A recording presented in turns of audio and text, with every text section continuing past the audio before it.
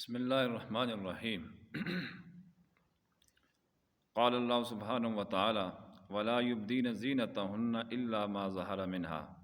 مسلمان عورتوں سے اللہ تعالیٰ نے خطاب فرمایا ہے کہ اپنی زینت کا اظہار اپنے محرم اور اپنے شوہر کے علاوہ کسی کے سامنے نہ کریں۔ سیدنا ابو ہریرہ رضی اللہ تعالیٰ عنہ مسجد نبوی سے باہر نکل رہے تھے تو ایک عورت بھی نماز پڑھ کے باہر نکل رہی تھی، لیکن اس نے خوشبو لگائی ہوئی تھی۔ سیدنا ابو ہریرہ رضی اللہ تعالیٰ عنہ نے اس سے فرمایا کہ جب تک تم جا کر غسل جنابت نہ کر لو اس وقت تک تمہاری کوئی عبادت اللہ کے ہاں قابل قبول نہیں، کیونکہ تم نے خوشبو لگائی ہے اور مردوں کو گویا کہ ورغلایا ہے، ان کے ایمان کو خراب کیا ہے۔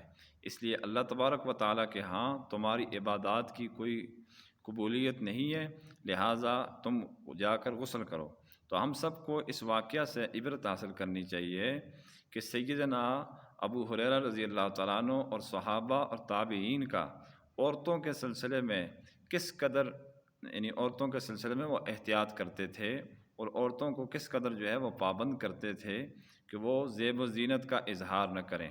لیکن اگر کسی عورت کی مجبوری ہو باہر جانے میں، نماز پڑھنے کے لیے باہر جانے میں مجبوری نہیں ہے، کوئی اور کام کاج کے سلسلے میں مطلب خاوند فوت ہو گیا ہو اور کوئی ذریعہ آمدن نہ ہو، خاص طور پر آج کل، تو وہ بہت زیادہ محتاط رہے کہ وہ زیب و زینت کا اظہار نہ کرے۔ قرآن مجید کے حکم کے خلاف ہے، خوشبو کا، میک اپ کا استعمال ہرگز نہ کرے۔ کہ سیدنا ابو ہریرہ رضی اللہ تعالیٰ عنہ بھی، اور اسی طرح کافی ساری احادیث میں نبی پاک صلی اللہ علیہ وسلم کا یہ فرمان بھی مذکور ہے کہ عورت جب گھر سے باہر نکلتی ہے تو شیطان اس کو ورغلاتا ہے، شیطان اس کو لوگوں کے نظروں کے اندر مزین کر کے دکھاتا ہے۔ تو اس لیے جتنی بھی مائیں بہنیں ہیں اسلام کا دم بھرتی ہیں اور وہ اسلام کا نام لیتی ہیں، ان کو چاہیے کہ وہ اللہ رسول کی بات کو تہ دل سے مانیں۔ اللہ تعالی ہم سب کو ان باتوں پر عمل پیرا ہونے کی توفیق عطا فرمائے۔ وآخر دعوانا ان الحمد للہ رب العالمین۔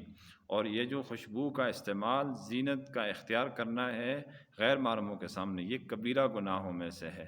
جس طرح قتل، شراب، زنا کبیرہ گناہ ہے، اس طرح عورت کی بے پردگی، عورت کا زیب و زینت، یہ غیر محرموں کے سامنے کبیرہ گناہ کہلاتا ہے۔ اللہ تعالیٰ سب کی حفاظت فرمائے۔ وآخر دعوانا الحمد للہ رب العالمین۔